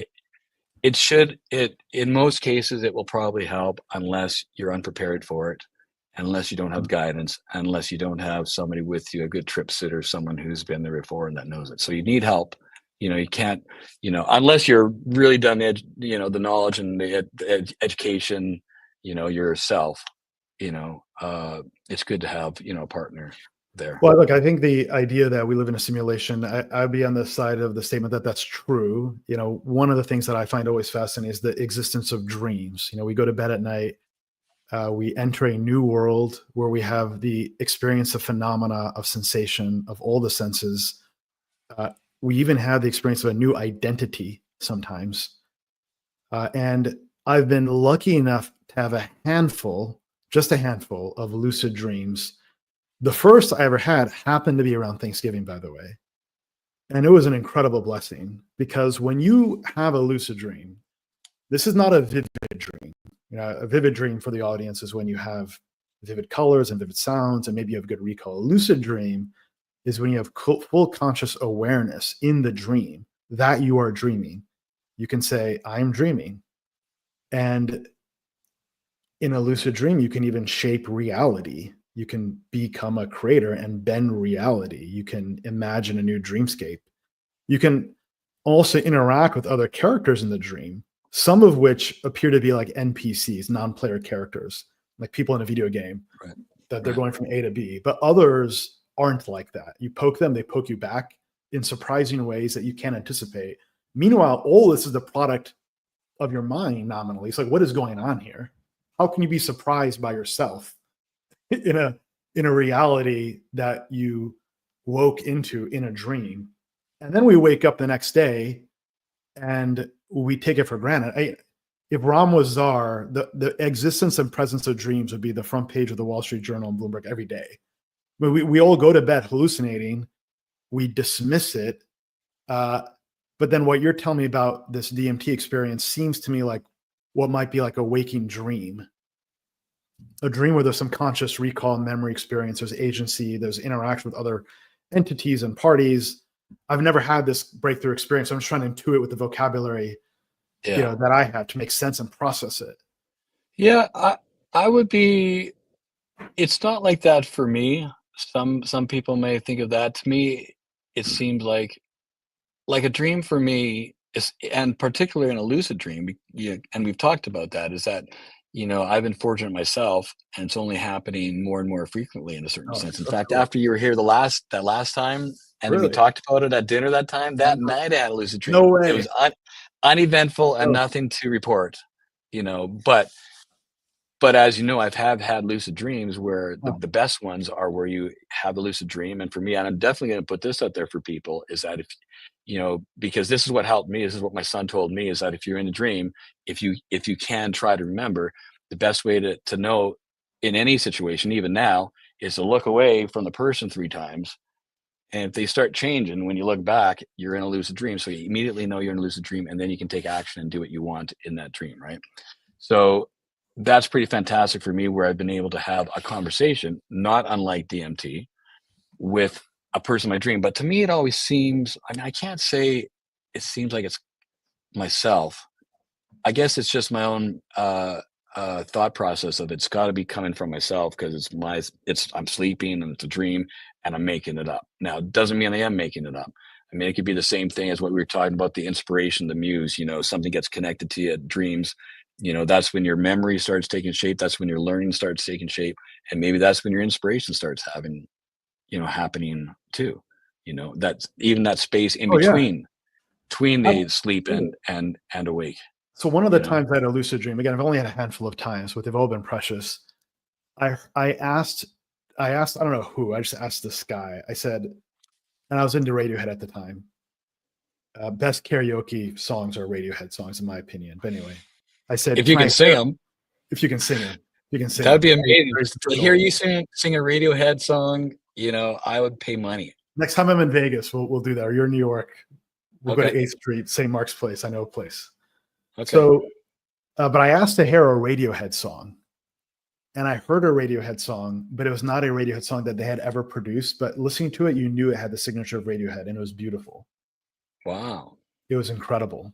That's crazy. I'm not an audio guy like you. I'm not a musician. Right. I'm certainly not. Right. I don't play an instrument, which I did. I appreciate music. Play music every day.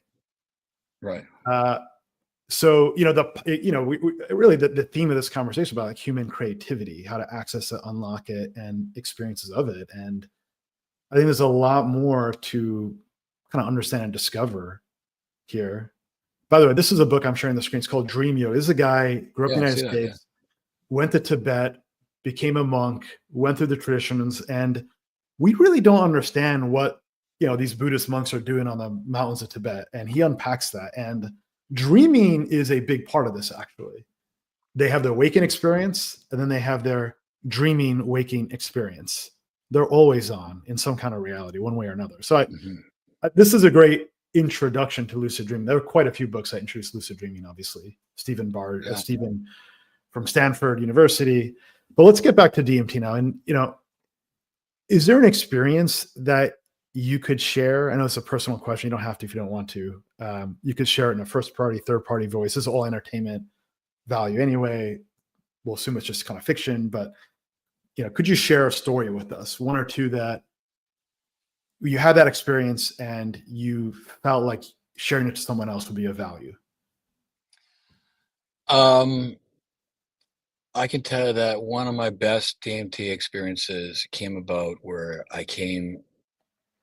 the trip was not incredibly eventful, other than I came out of it. And one thing I like doing, because again, to me, this is not recreational, this is like purposeful, right? So I always write everything down immediately, even if they're just voice notes, immediately afterwards, to make sure I can refer back to it at some later date, and I'm remembering it correctly.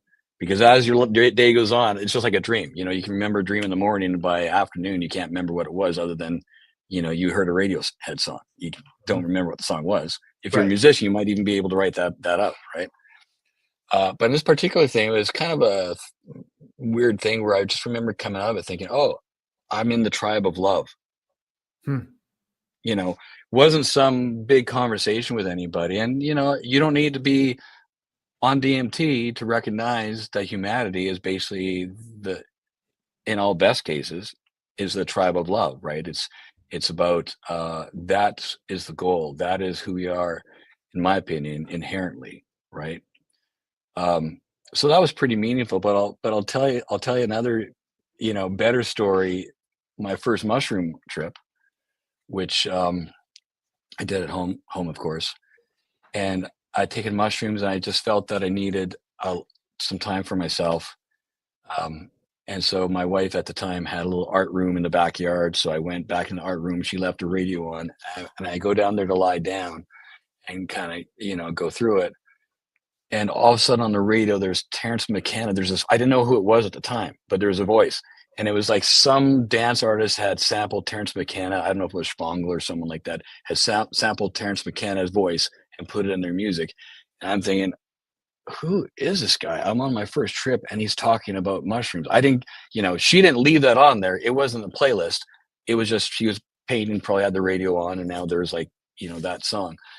That kind of serendipity, not serendipity, but synchronicity to me. Yeah, synchronicity. You can't ignore that. That and other things that have happened to me too. You can't just ignore the synchronicity.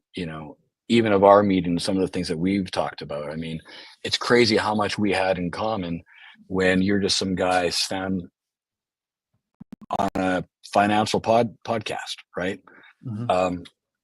So that's when you talk about simulations, or you talk about whether we're creating it or not. I mean, I like to think that we're directing it. I like to think that, that we collectively direct life, meaning that all of us are connected and we're collectively, directing what's happening in the world, but also individually we are too. And, did I manifest, you taking care of my finances? I don't know. I wanted somebody good, and not only did there's something in you that I appreciated, and then when I get to know you, we're very similar in a lot of ways, right? So how did that happen? I mean, of all the financial guys, why you? My artists too, that come into contact with me. I mean, maybe it's just a matter of taking advantage of a situation, just doing as well as you can at anything. But I think there's something a little more to it than that. And that when, you hear about manifestation techniques and different things like that, I mean, I love listening to all that stuff. I don't always agree with all of it, but I'm going to entertain anything that somebody says, and then I'll decide on my own. But, either simulation or one of many simulations, I don't know. Maybe in another simulation, we're not friends. In another simulation, maybe they're all happening at once. I mean, if there is no time, if there truly is no time, if you think about go down that rabbit hole, which we don't have to get on, it's a financial podcast, so we don't have to talk about that. We wrapped up the financial stuff earlier, though, so we're good now. You can go where you want to go. Well, if there's no past, there's no past and there's no future. There's only now. We can never experience the past and we can never experience the future until it becomes now, right? Which means that basically, I mean, this is oversimplifying it, but the time is all happening right now. So it could be all these events, the Big Bang, whatever you want to call it, consciousness exploding to all these various simulations to find out what works, what doesn't, what wins, what loses, what exists, what doesn't. I mean, we talked about this before that, we exist by definition because non-existence does not exist. There is no existence. That's right? a mind-blowing kind of concept. It took me 44 years to apprehend that. Can you double click on that statement again? I mean, it's actually that one's pretty simple for me. And I can't remember if it was listening to Alan Watts or Eckhart Tolle or someone like that. That do we exist? And we do, because if this is non-existent, well, by definition, it doesn't exist. It doesn't. Clearly, we are here. Look, I guess growing up as a materialist, which I think everyone starts off in the scientific realism kind of journey, intellectual journey. This is a rock. This is the desk. This is my head. Yeah. There's matter in the world. When you start to unpack this, you seriously consider what are dreams and the experience of dreams when clearly there's no physical matter, but you have the same phenomenal experience. And you start to, there's other windows into kind of under other perceptions, understanding of reality. In that scientific realism paradigm, the base case is that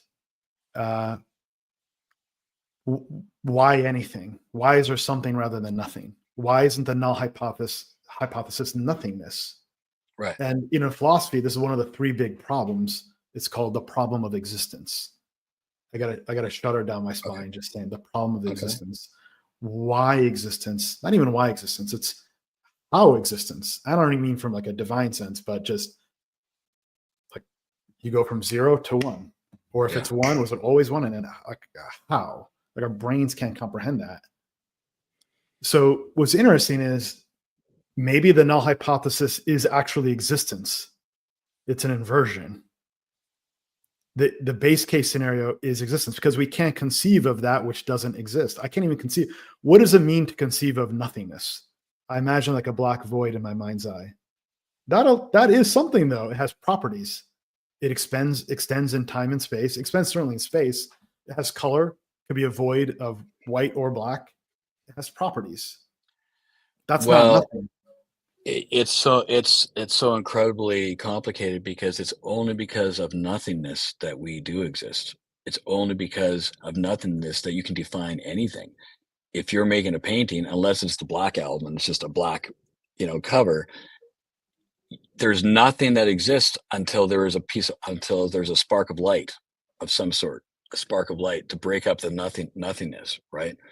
And so to me, meditation is just an attempt to get back to that nothingness too, right? And to me, that would be the source. I don't think we're set up to define it, and I think that the longer I think about these things and the more I go forward, and, you never stop learning, and people like us are always investigating, talking, reading, watching, but I don't know if any of that matters. I tend to go down that rabbit hole and drive myself a little nuts and then go, well, I'm not sure I'll know. I'm not sure we can discuss it all we want. I'm not sure that's the point. The point of life is to experience somethingness. Right. Knowledge has limitations. I mean, there's only so much you can acquire through reading versus experience. For sure. I mean, I guess that's the most exciting thing about life is that never ends. We will continue to experience things. And so I think it's important to be mindful of what we put in front of ourselves to experience, Where we place our attention and focus matters. Obviously, Most look, I didn't, most artists don't put any attention on financial matters. But once I started doing that, once I realized, okay, I have to protect this for the family and blah, blah, blah, uh, that's when I start learning. That's when I start meeting you and, all sorts of people since that point. Wherever your attention is, that's where, you know, that's what you're gonna get. So put your attention in the right places. And even now, I feel like I have to put less attention there. Now I go back to spirituality maybe a little bit more because I got life taken care of. My family's intact. My finances are good. I don't have to worry about money for the rest of my life. Now I can really explore life and do what I want. And you know, to define what it is, I guess that's one advantage to the altered states because that does help us define that because that is another world. That is another state. It's an altered state, right? So it's important. I think it's important to experience that and that helps us in our day-to-day lives. But if it doesn't help us in our day-to-day lives, it's almost not important. What's important is that we live, we have relationships, we do the things that inspire us. That's our only job. Our only job is to basically to have fun. And that doesn't mean be lazy. I mean, that's not always fun. Yeah, it's nice to watch a movie, but it's fun making music. It's fun investigating companies. That's really our only job, and everything else will take care of itself. You know, if I wouldn't even say responsible fun, just passionate. And if you're the kind of guy that, your idea of fun is just getting blitzed every day, and not doing anything, well, we're going to find out what happens to your life too. That's nothing. That's not what I want. I Well, that embrace sounds life like in any manner. discovery, exploration, and learning. Yeah. We're going to find out what happens to you. We talk about alternate experiences, alternate realities, and unfolding. Well, that's why particularly the DMT research to me is important because that at this point, from my knowledge, Mhm. from my investigations, whether it happens naturally like a near death experience, or whether it's injected or smoked Mhm. or whatever it is, whether you purposely do it, that seems to be the most definable other world. Not even definable because it's not truly definable yet, but it's something that doesn't always resemble this world at all. And you just can't explain it, really. Eh, And even language. I mean, I could never understand. I used to look at the hieroglyphs and the Egyptian stuff and go, those guys really weren't that smart because why didn't they have a better language? You know, they're just leaving it to interpretation. But really, the interpretation is the important thing. Another language can look at a hieroglyph and figure out what it means. And I think that that's the same thing in life. A dream, an altered state. There will be things that happen that give you meaning, that give your life meaning, that give you perspective. Um, it doesn't have to be it doesn't have to be related to language, and that's the point. You can't explain it. And I think that as science hopefully now starts to get into not just this, but anything, no matter, whether they're investigating neutrinos, I mean, muons, I mean, I don't care what it is, but I think part of that research now has to also include consciousness and how it relates to consciousness and how our consciousness changes whatever we're looking at too. You know, I think that's important, and that's why you see if you believe in mediums or psychics, you know, people have different abilities, right? And so I don't necessarily have any of that ability, but I do have a strong lucid dream ability. And so that's my way of kind of tapping into something greater than myself and something unexplained is that I've had conversations and dreams with other beings, not for long periods of time. I wish it was longer. But, I told you about the one time where, I realized I was having a lucid dream and the guy was turning away from me. He was walking away. And this happens a lot, unfortunately, in my dreams is that as soon as I know it's lucid, it starts fading away. So I said, wait, can I ask you a question? And he says, yeah.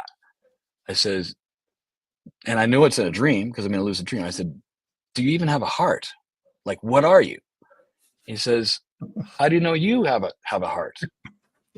And I thought, what a weird question that is. I mean, answering a question with a question, it may be completely meaningless. I'm not saying that it's any kind of gift of knowledge, Right. but I'm thinking about it now.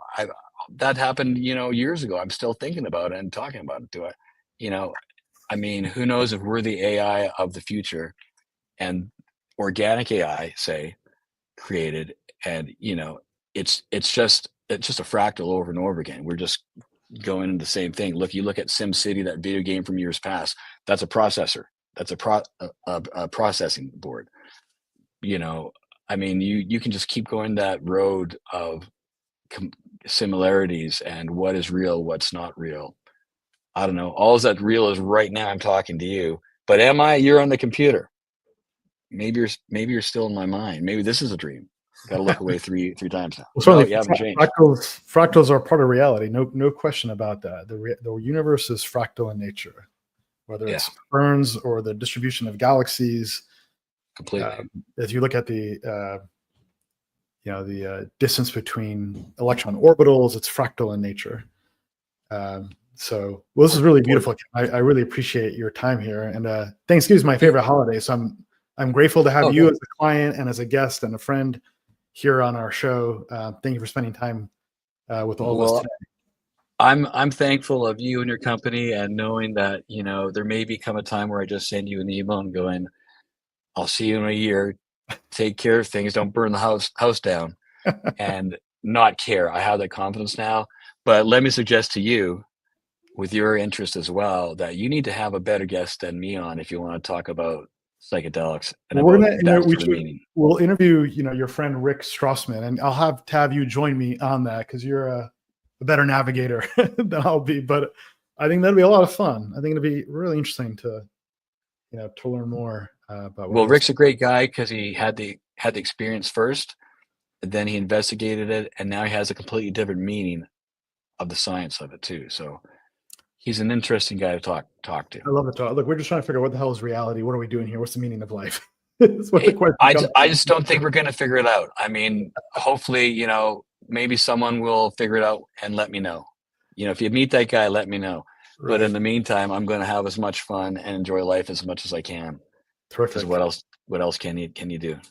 Well, that's a great way to conclude. Thank you again, Kevin. And again, if you're listening, we'll have this on Spotify, Apple tomorrow. You can subscribe to YouTube as well. This is a live show. And there's two other podcasts we have in the past. One was on lucid dreaming. I'll link to that. And another was an interview with someone that took 5-MeO DMT, which is the most powerful hallucinogen known to man, both of whom Elon Musk and Joe Rogan has taken, which are advising the president, by the way, which I think is just kind of funny. It's a fun observation to make.